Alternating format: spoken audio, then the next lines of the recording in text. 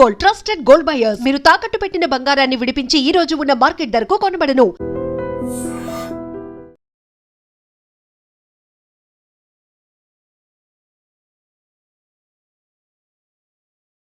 Hydraa commissioner Ranganath post ఉంటుందా ఉండదా అన్న ఉత్కంఠకు ఆల్మోస్ట్ తెరపడిందని చెప్పాలి. కోర్టు నిన్న క్లియర్గా సీఎస్కి ఆదేశాలు ఇచ్చింది. చాలా కోర్టు ధిక్కరమైనటువంటి పిటిషన్లు ఆయన మీద ఉన్నాయి. ఆయన ఏమాత్రం కూడా కోర్టు ఆదేశాలను పట్టించుకోవట్లేదు, కనీసం కోర్టుకు హాజరు కావట్లేదు. అసలు ఆ పోస్టుకు అతను అనిపెట్టు మరొక అధికారిని నియమించండి, హైడ్రా కమిషనర్గా అతన్ని తప్పించండి అని చెప్పి సీఎస్కి డైరెక్ట్గా ఆదేశాలు ఇచ్చినటువంటి పరిస్థితి ఉంది. మరి నిజంగానే ప్రభుత్వం హైడ్రా కమిషనర్గా ఉన్నటువంటి రంగనాథ్ని తప్పించేసి వేరొక అధికారిని పెడుతుందా, ప్రభుత్వం ఏం చేయబోతుంది అన్న ఒక టెన్షన్ చాలామందిలో ఉంది. అయితే ఈ ఉత్కంఠకు తెరదించుతూ ఢిల్లీలో కొద్దిసేపటి క్రితమే ముఖ్యమంత్రి రేవంత్ రెడ్డి దీని మీద క్లారిటీ ఇచ్చినటువంటి పరిస్థితి ఉంది.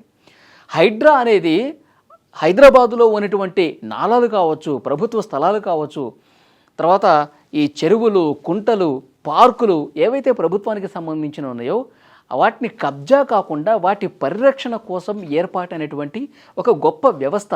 దీన్ని మరింత బలోపేతం చేస్తాం. కొంతమంది పనిగట్టుకొని కబ్జాకోరులు ఎవరైతే ఉన్నారో, కబ్జాకోరులకు మద్దతు తెలిపే వాళ్ళు ఎవరైతే ఉన్నారో వీళ్ళు తప్పుడు కేసులు కోర్టులు వేసి కోర్టును కూడా తప్పుదారి పట్టించి ఈ విధంగా ఆదేశాలు రావడానికి కారణమయ్యారు. కాబట్టి దీన్ని ఉపేక్షించే పరిస్థితి లేదు.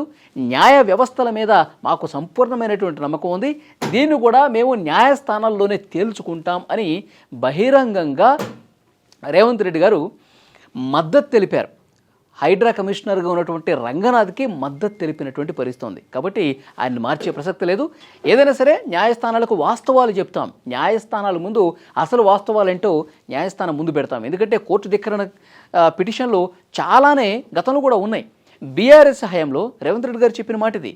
బీఆర్ఎస్ హయాంలో అప్పటి ప్రభుత్వ ప్రధాన కార్యదర్శిగా ఉన్నటువంటి సోమేష్ కుమార్ మీద 400 కోర్టు ధిక్కరమైనటువంటి కేసులు ఉన్నాయంట.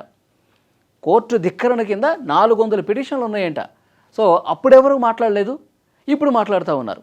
63 కోర్టు ధిక్కరణ కేసులు ఉన్నాయని చెప్పి నిన్న హైకోర్టు చెప్పింది. సో 400 ఎక్కడ, 63 ఎక్కడ? దీనికి ఏం సమాధానం చెప్తారు? అసలు హైడ్రా చాలా క్లియర్గా, చాలా స్పష్టంగా, చాలా బలంగా పని చేస్తుందనడానికి చాలా ఉదాహరణలు కూడా రేవంత్ రెడ్డి చెప్పిన పరిస్థితి ఉంది. బతుకమ్మ కుంటలో 10 ఎకరాలు బీఆర్ఎస్ నేత కబ్జా చేశాడు. మాజీ ముఖ్యమంత్రిగా ఉన్నటువంటి కేసీఆర్ మీద పోలవర్షం కురిపించాడు. మరి 10 ఎకరాలు కబ్జా చేశాడు కాబట్టి ఆ రోజు ఆయన పోలవర్షం కురిపించినటువంటి పరిస్థితి ఉంది. అలాంటి కబ్జాకోరుల ఆటలు సాగట్లేదు కాబట్టే ఈరోజు తప్పుడు కేసు నమోదైందని చెప్తున్నారు.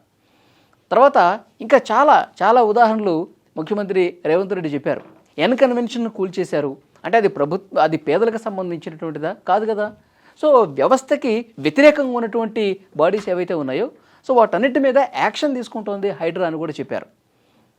అట్లా పేదలని ఇబ్బంది పెడతా ఉన్నారని చెప్పి అనవసరంగా పోర్ట్రేట్ చేస్తూ ఉన్నారు. ఎక్కడ కూడా పేదలకు సంబంధించినటువంటివి వాళ్ళు నివాసాలు ఉన్నటువంటివి స్టార్టింగ్లో కొన్ని తప్పుడు సమాచారం కారణంగా కొన్ని జరిగి ఉండొచ్చు, మళ్ళీ వాటిని వెంటనే సెటరేట్ చేశాం, కేవలం కబ్జాకోరుల భరతం పడతా ఉన్నాం అని చాలా స్పష్టంగా హైడ్రా కమిషనర్ రంగనాథ్కి మద్దతు తెలియజేస్తూ ఏదైనా సరే మేము న్యాయస్థానాల్లోనే మళ్ళీ పిటిషన్లు వేసి వాస్తవాలేంటో న్యాయస్థానాలకు మళ్ళొకసారి చెప్పే ప్రయత్నం చేస్తామని రేవంత్ రెడ్డి ఈరోజు ఢిల్లీలో ప్రెస్ మీట్లో చెప్పిన పరిస్థితుంది.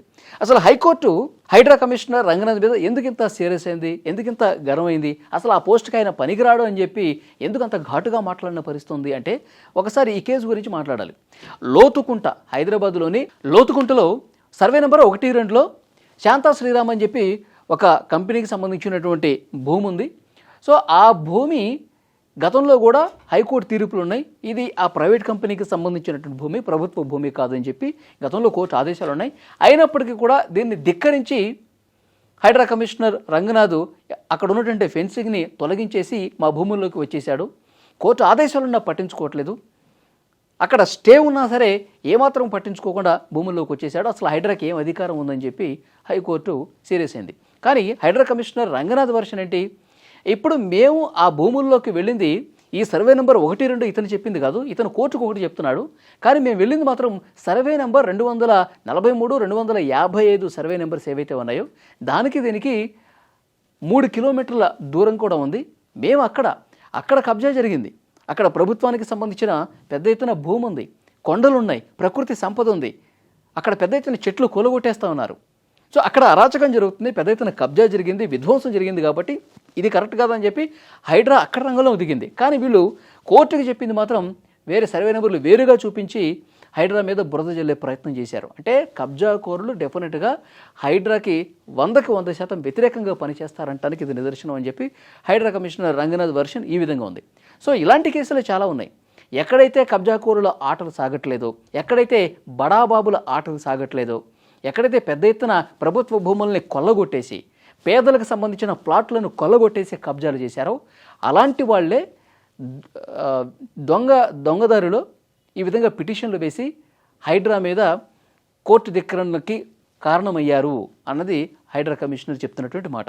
సో వీటన్నిటిని పరిగణలోకి తీసుకొని వాస్తవాలని తెలుసుకుని మళ్ళీ మేము కోర్టులను ఆశ్రయించి ఈ హైడ్రా మీద చేసినటువంటి ఆదేశాలను వెనక్కి తెచ్చుకుంటాం. హైడ్రా కమిషనర్గా రంగనాథే కొనసాగుతాడు అని పరోక్షంగా రేవంత్ రెడ్డి చెప్పినటువంటి పరిస్థితి ఉంది. సో చూద్దాం నెక్స్ట్ ఏ విధంగా ఉండబోతుంది. రేవంత్ రెడ్డి అయితే చాలా క్లియర్గా చెప్తా ఉన్నాడు, కబ్జాకోరులు చేసినటువంటి కుట్రలో భాగమే ఇది అని. సో నెక్స్ట్ డివిజన్ బెంచ్లోకి వెళ్తారా, అక్కడ కూడా ఏమైనా భంగపాటు ఎదురైతే సుప్రీంకోర్టు వరకు వెళ్తారా, ఏదైనా సరే న్యాయస్థానంలోనే తేల్చుకుంటాం అని చెప్తున్నారు. ఇంకొక ముఖ్యమైన విషయం ఏంటంటే హైడ్రాని ఇంకా బలపరుస్తాం, హైడ్రాని ఇంకా స్ట్రెంగ్తన్ చేస్తాం. ఎందుకంటే హైదరాబాదులో ఉన్నటువంటి ఈ ప్రభుత్వ భూములన్నింటినీ కూడా కాపాడాలంటే హైడ్రా లాంటి సమర్థమైనటువంటి వ్యవస్థ ఉండాలి. కాబట్టి 100% ఇంకా బాగా బలంగా పనిచేస్తుంది ఈ వ్యవస్థ అని చెప్పగానే చెప్పారు రేవంత్ రెడ్డి.